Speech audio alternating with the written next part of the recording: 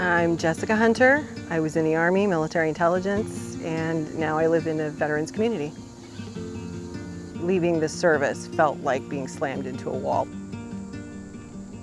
It was not a great time, and I know a lot of veterans go through a difficult transition, and I think there needs to be more positive ways to help us ease that transition. I think, honestly, that ties in with gardening. I think that's something that can be very helpful because it's still work that you're doing it with your hands. You don't have to have a whole lot of knowledge. Some knowledge helps, but it's also something you see immediate benefits from, so you can be proud of what you're doing.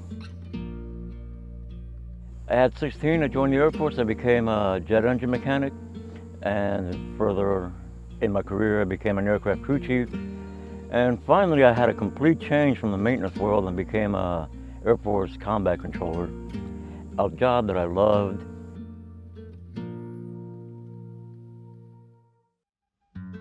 The life in the military, for some people, it's difficult to adapt to. For others, it's really a welcome thing, and that is there's a sense of regimented life. You know what you're doing.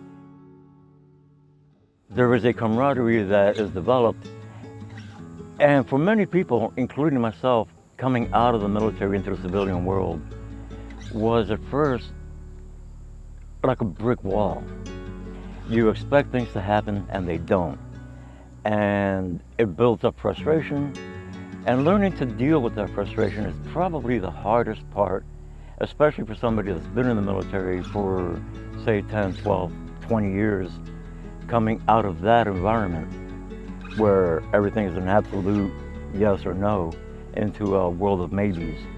I found that very difficult. Last July, a case manager here at VanKeuren Square approached Cornell Cooperative Extension and asked if we could teach gardening classes to the veterans here at VanKeuren Square. I will tell you, I was a little bit nervous at first working with the veteran population. I was here throughout the winter attending the coffee chats, and I just was a little bit maybe apprehensive, just wasn't sure how to relate to the veterans and if I was the person for the job. So when I moved here to VanKeuren, there were a couple garden boxes that were occupied, and I thought, oh, that's neat, that's just something vocational people can do on their own.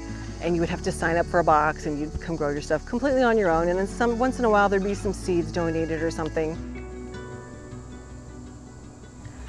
Then we had the pandemic and we had absolutely nothing out here. And when we had 2 new housing stability coordinators that are no longer with us, they were asking us for what resources do you want? What resources do you need? What can help you?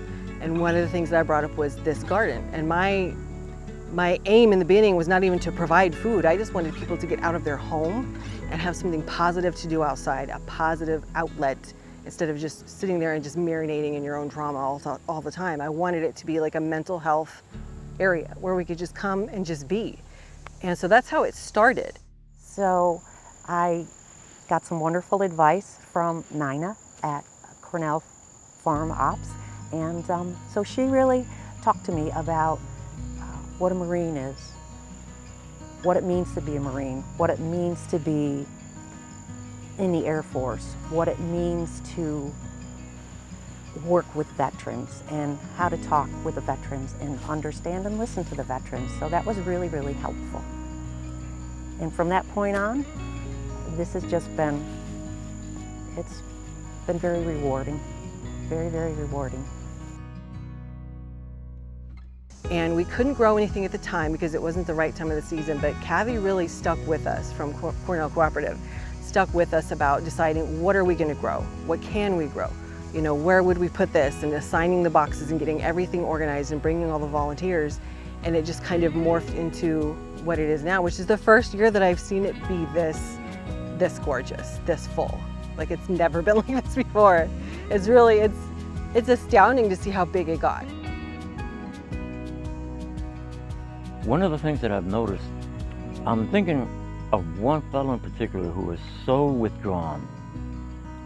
He would walk past you, his eyes always looked like he was a million miles away. Never spoke a word to anyone. and yet has come out of his little shell, if just to ask questions and to express his own fascination with how things grow. So just watching the garden bloom has been, for that particular individual and for many others, a therapy in and of itself. Just to watch beauty appear before your eyes. So I think that it has had a wonderful experience, and I'm hoping we can expand this project even further.